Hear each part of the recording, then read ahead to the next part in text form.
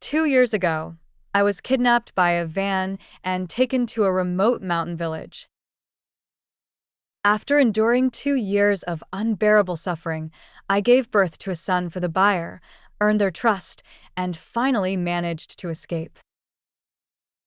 But I never expected that, right at my own doorstep, I would witness the other woman intimately linking arms with my husband as they stepped into a luxury car. The moment the lady turned around, I almost screamed. Her face was exactly like mine. 1. I ducked behind a stone pillar, flustered, as I watched the driver step out to open the door for the elegantly dressed couple. "Mr. Smith, Mrs. Smith, please step in." My husband was as gentle as ever. "Serena, let's go." The luxury car sped off, leaving me in a state of shock and despair, unable to snap back to reality for a long time. It turns out that while I endured abuse and torment over the past 2 years, my husband was living a life of comfort. And his new wife not only shared my face but also my name. I had finally escaped and returned home, only to find that I no longer had a home. My crying caught the attention of a security guard who covered his nose and waved me off. "Go on, get out of here. Where did this homeless person come from?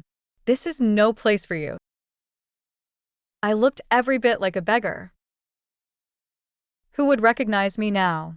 I was once the beloved Mrs. Smith, cherished by Ethan, the restaurant king of the city, and envied by countless women.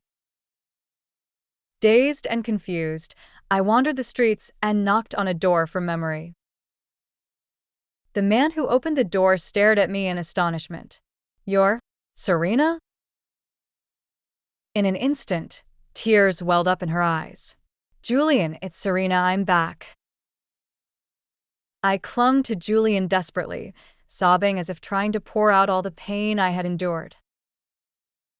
But Julian didn't give me time to wallow in self-pity. In his slippers, he grabbed my hand and pulled me outside. "Ethan is hosting a brand launch event at the Trade Center today. I'll take you to him." That jerk. Under the stage lights at the launch event, Ethan in his tailored suit and Serena in her exquisite gown shone brilliantly, looking perfectly matched. Under the stunned gaze of the crowd, I stepped onto the stage. The moment I saw Ethan, tears started streaming down my face. "Honey, it's Serena?" On the large screen, Ethan stood between two identical faces, looking particularly troubled. The face on the left was beautiful and delicate, with flawless makeup, clearly shaped by privilege. The face on the right was rough and dark, covered in freckles and wrinkles, resembling a woman in her 40s. Instantly, the entire venue erupted. What the hell? Is this some kind of clone situation? Why are there two Serena? They're exactly the same. What's going on?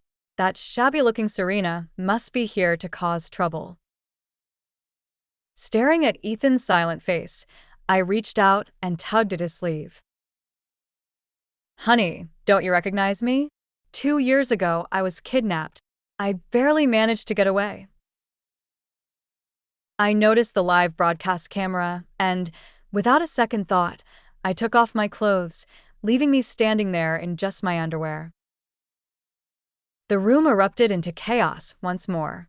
Hundreds of phones were aimed at me, capturing the horrifying sight of fresh wounds layered over old scars across my body.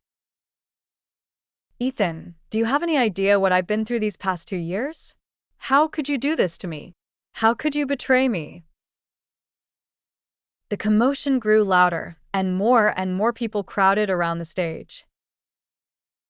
Serena panicked, shouting, "Security! Security!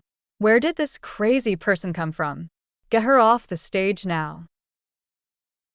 The security personnel and Ethan's personal bodyguards, following orders, stepped onto the stage, and began to escort me away.